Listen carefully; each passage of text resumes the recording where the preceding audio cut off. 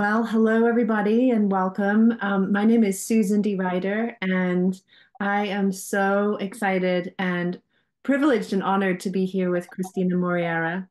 I want to first of all just go ahead and introduce myself. So I am currently a full-time practicing astrologer, and the whole reason I am is because of Cristina. I actually first found astrology, this practice, through her. It's a beautiful story where Cristina and I were in Costa Rica, and Cristina actually walked me out under the stars and spent a long time sitting with me and explaining the sky to me that night. And this was 2013, end of 2013. So quite a long time ago now. And from that moment, I was just instantly hooked, and Christina became my first teacher of astrology. After a little bit of me asking her many, many times, she finally said yes. And so then, after learning with Christina, I went on, she encouraged me to go and check out the Turning of the Ages Mystery School, which at that time was the Shamanic Astrology Mystery School. And that's when I met those folks there, including Daniel Giamario, and he became my now teacher. But Christina and I have stayed in touch and most recently reconnected when we were traveling in Scotland to the Stones at Callanish on the Isle of Lewis. And I am so excited to be more regularly back in contact with Christina and would love to hear again. Christina, tell me a little bit more about yourself. I love to hear the story of how you found astrology and who are you? Tell us all about you. Thank you, Susan. Thank you so much for this beautiful introduction.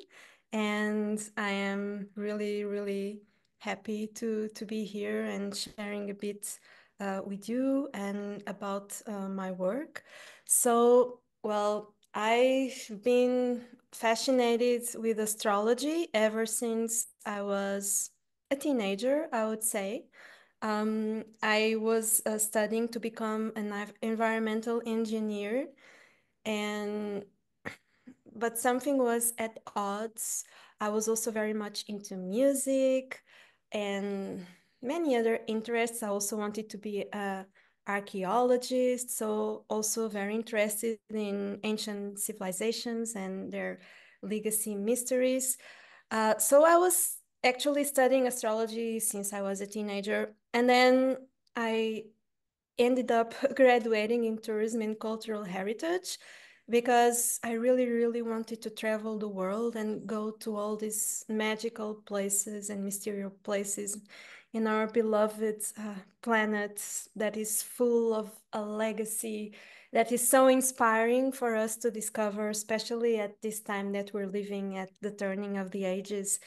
So so I graduated in tourism and cultural heritage, and I applied for a scholarship, which I was granted, and I went to Goa in India, and this was in 2000, in the year 2000, and I went there to do research on.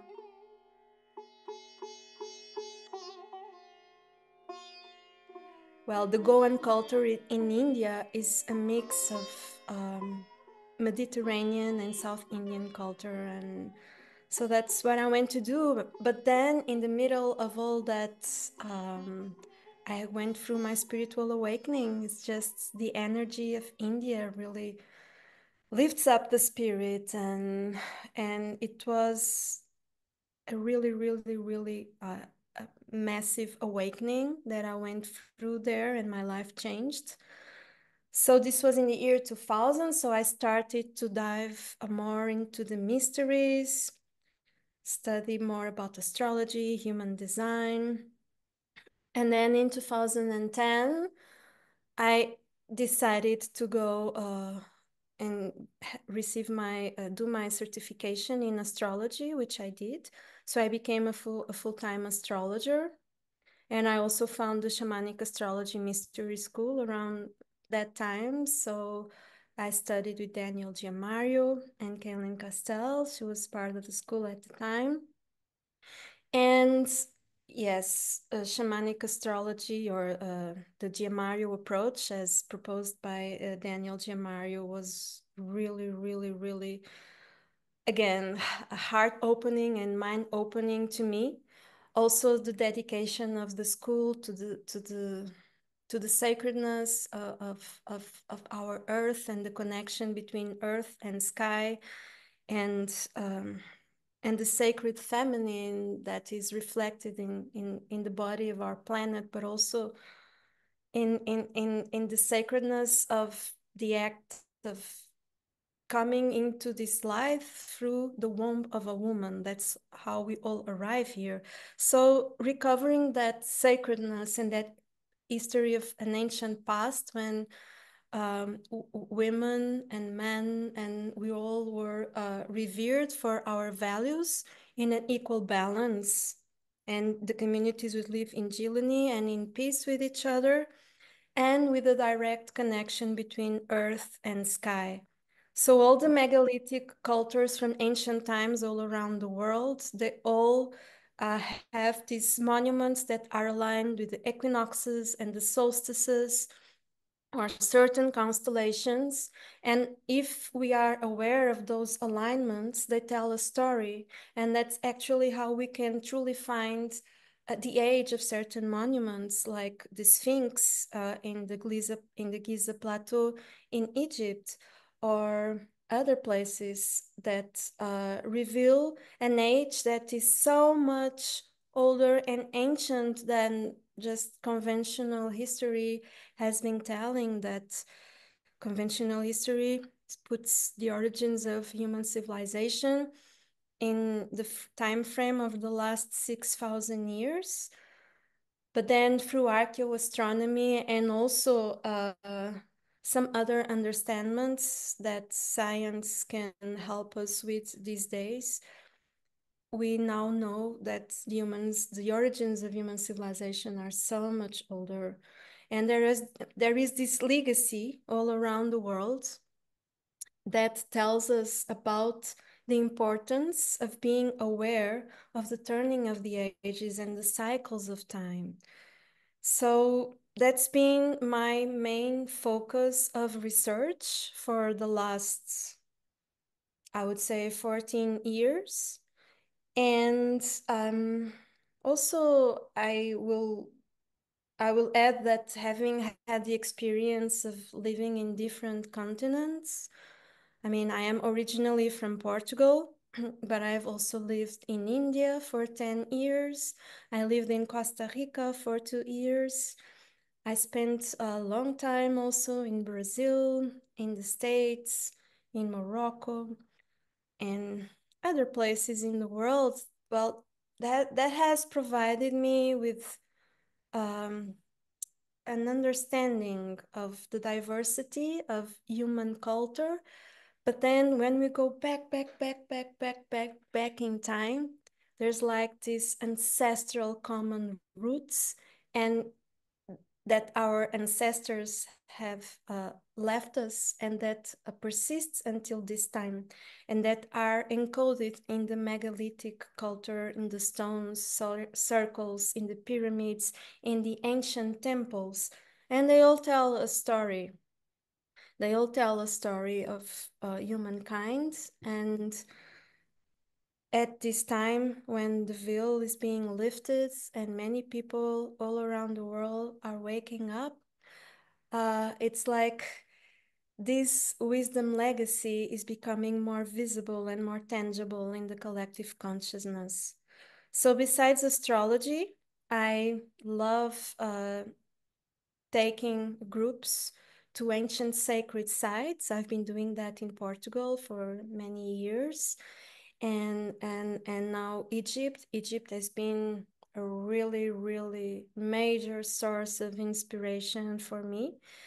Um, yeah, going to Egypt and just being there and experiencing it directly was another like major like uplift of my understanding of human nature and human civilization.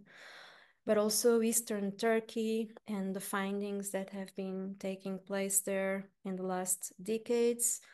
And suddenly, all this information that has been encoded on the stones is just like being revealed because it's time. It's time. And if we go back to the roots of the most ancient roots and we find this common ground for every human being walking on the face of this earth, we just find that we are all, well, brothers and sisters, and we are all souls having this experience of being human and bringing spirit into matter. So, yeah, it's a privilege to be here, and thank you for your introduction. It's been really a pleasure to be sharing time and stories with you over the last 11 years, and most recently in Scotland at the solstice and the lunar standstill when we gathered with the Turning of the Ages Mystery School uh, at the summer solstice on June 21st. It was really a beautiful experience. So thank you, Susan.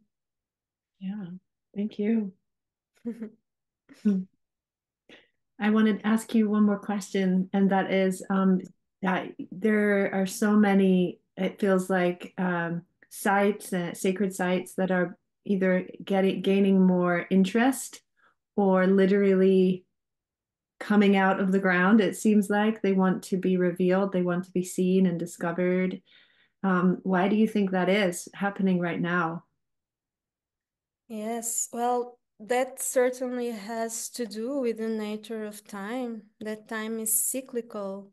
And Mm, that is the great message that is encoded in the ancient megalithic monuments all around the world, from Portugal to Egypt to Turkey to China to Peru to Mexico to Brazil to the United States to Bosnia, mm, everywhere in the world.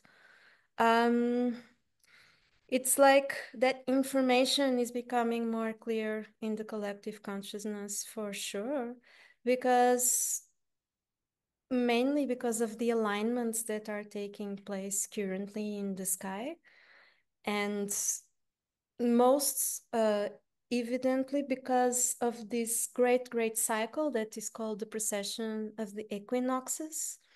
It's this great cycle of approximately 26,000 years that is divided in 12 eras. So when people say that we are leaving the age of Pisces and entering the age of Aquarius, there's a reason for that. And the marker for the turning of the ages is revealed by the constellation that is in the background of the sun rising in the vernal equinox, which is the March equinox. So right now, when the sun rises on the vernal equinox, it's the background constellation is the one of Aquarius.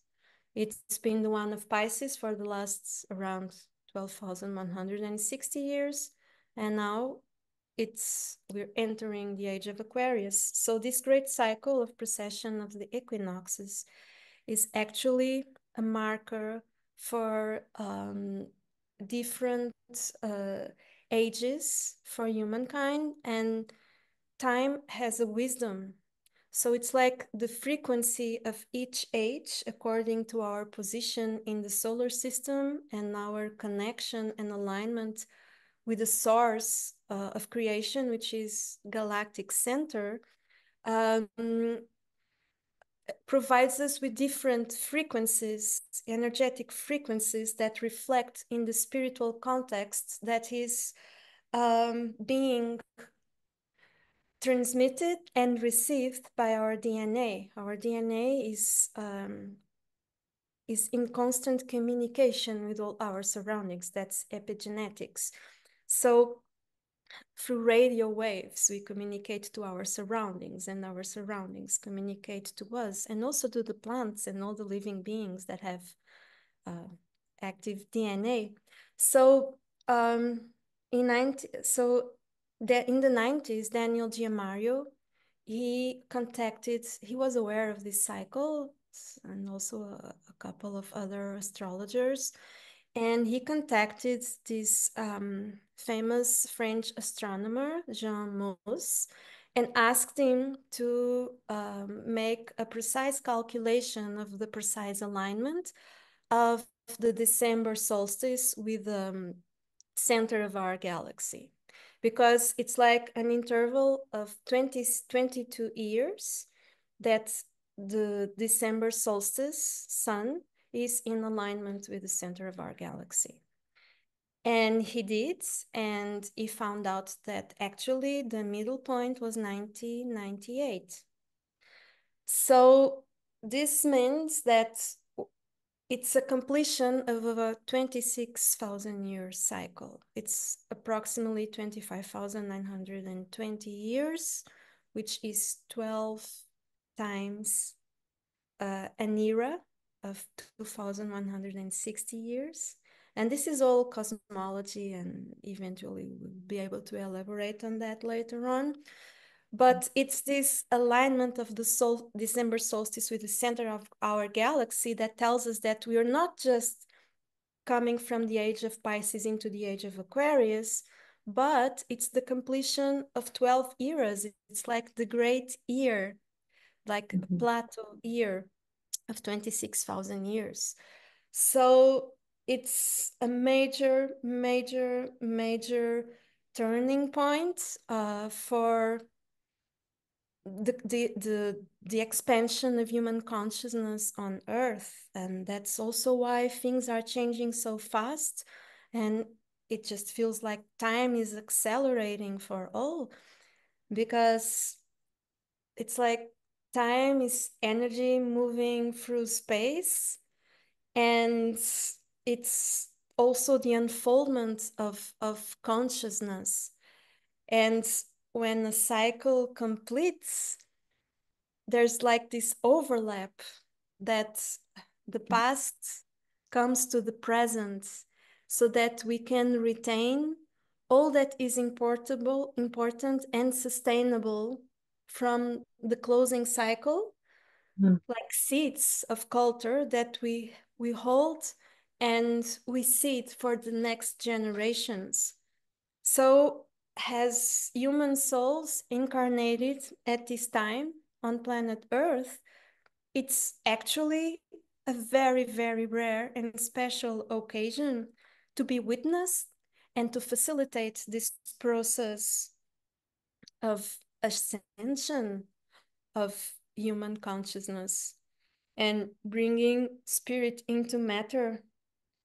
And also, it's, well, the end of a paradigm that is not sustainable, that who is aware has seen and understood what is sustainable and what is not on the long term. So it's important that we have this notion of our most ancestral roots that are common to all human beings on Earth. And that stands for observing the laws of nature, how nature works, and finding our best way to work in synergy and harmony with the elements of nature, whether it's the way we grow our food, we take care of our forests, we safeguard the water sources, we take care of each other.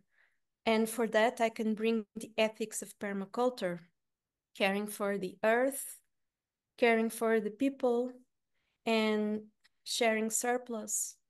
And in just these three simple sentences, there is already a lot that we can take from. But also something so important is that this connection, this awareness of the connection of the seasons of the earth.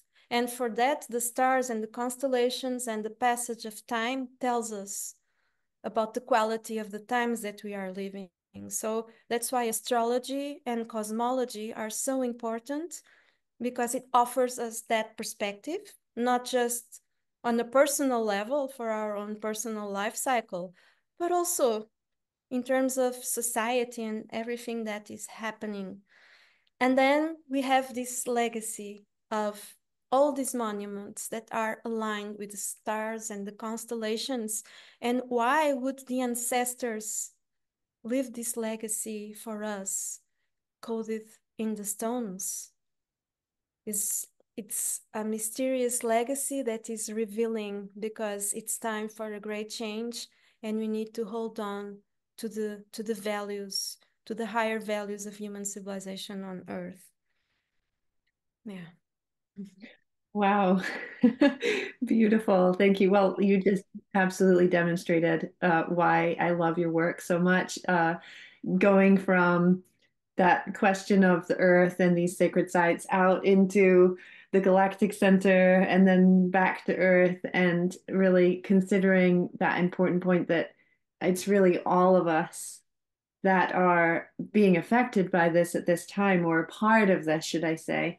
And that, like you said, it's no coincidence if you are alive right now. You are here for a reason, and it means everybody, all of us. So thank you for taking us out and then back down and really kind of bringing it together. There's so many directions we could go with, so many threads there, so many things that you touched on. And I am so excited to talk about more together moving forwards. I want to hear about all of it. Is there anything else that you wanted to add today? Thank you. Thank you. I really appreciate this time together and be able to share. And well, maybe just mentioning this coming journey to Egypt, to the sacred land of Egypt, um, that is taking place in February, February 9th to the 18th, 2025. It will be an international group. I'll be leading the tour in English. And we're going to be visiting all these magical places, the pyramids, the temples. And one thing I particularly like to focus is on the anomalies. And by anomalies, I mean when we witness uh, things that science today cannot explain and questions arise, it's important because we might not have the answers, but if we make the right questions, we'll get there. So having this direct contact with the sites is so important. And that's what I felt when I was traveling through Egypt. It was a massive, massive impact on myself and my consciousness. And it's the land of alchemy. The ancient name of Egypt, of the land of Egypt, is Kemet, which means black soil, the black fertile soil where life thrives. And it's the origin of the name alchemy. And it's time for all of us to do our internal alchemy, to turn our essence into gold, to reach for our own divinity, which is a birthright for all of us. So that invitation is there. And yes, maybe on another moment, we will be able to share a little bit more about that. Beautiful. Is there somewhere that we can read a little bit more about it now? Is there a website or a link Yes, that maybe we could put down below? for sure, for sure.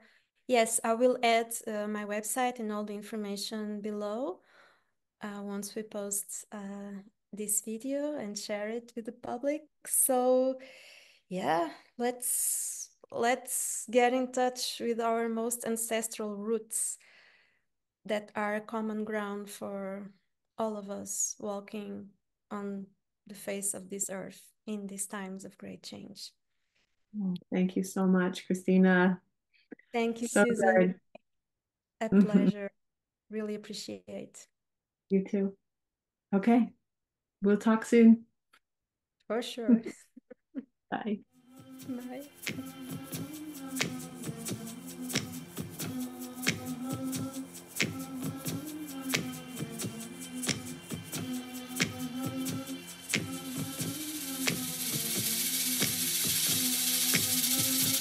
A semente foi lançada lá do céu, encontrou terreno fértil e cresceu. A semente foi lançada lá do céu, encontrou terreno fértil e cresceu. Pensa bem no legado que deixas aos teus.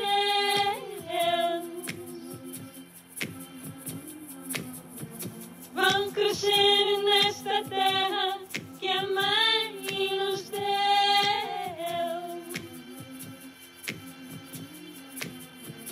Pensa bem no legado que deixas aos teus.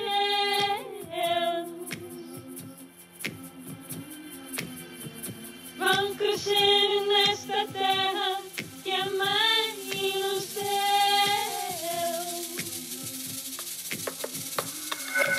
Somos o povo semente que gera a matriz da nova era. A matriz da nova era. Somos o povo semente que gera a matriz da nova era. A matriz da nova era.